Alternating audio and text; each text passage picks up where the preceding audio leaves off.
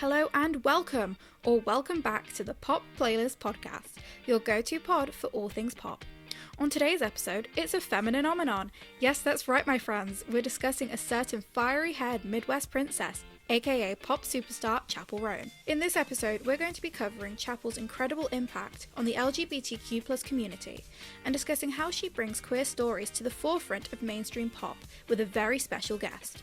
So grab your cowgirl hats and bedazzled bodysuits as we begin today's episode. But before we begin, I want to know how Chappell Roan's music has impacted you listening right now. DM me at izzies.busy._ on Instagram and tell me your thoughts.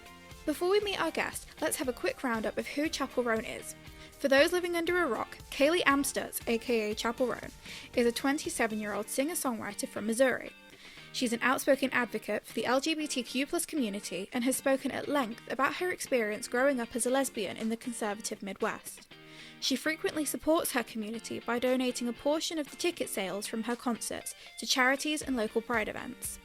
In 2023, she released her Grammy-nominated debut album, The Rise and Fall of a Midwest Princess. Those unfamiliar with her discography may still recognise songs from this album, like Pink Pony Club and Hot to Go, from the radio or TikTok.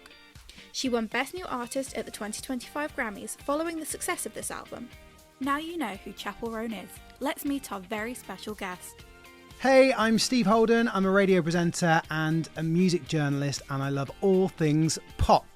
The Pop Playlist Pod had a chat with Steve about how Chappell Roan is helping to normalise queer relationships and identities in mainstream pop.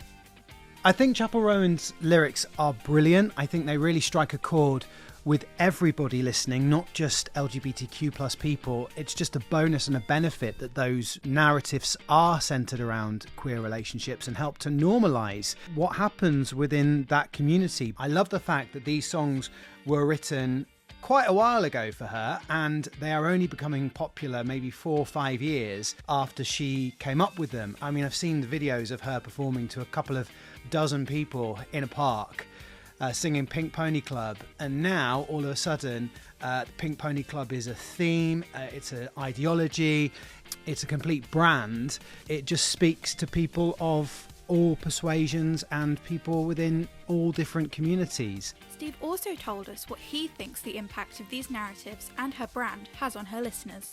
You can connect with them. That's the point. You hear them and you've been through them. Every now and then, an artist is able to do that with their lyrics. They are able to strike a chord and they are able to connect and resonate with the listener. And that is exactly what Chappell Roan has done. She has hit the sweet spot when it comes to brilliant pop songs and also just really authentic lyrics. We also chatted about a potential shift in how queer relationships are represented in mainstream pop as a result of Chappell Roan's music. I think that music is a good way of acceptance anyway. I think that there has always been boundary-pushing LGBTQ+ artists stretching way, way back. But every now and then you get one that comes to the forefront and really connects with their audience, and Chappell Roan is completely one of them. I think that she is a very clever songwriter. I think she puts passion and heart into what she does, and coupled with the aesthetic that she gives, with the performance she gives and the voice, you have the perfect pop star. And on that note, that's all we have time for today. Thanks to Steve for joining us and for you at home for listening. See you in the next episode of the Pop Playlist Podcast, your go-to pod for all things pop.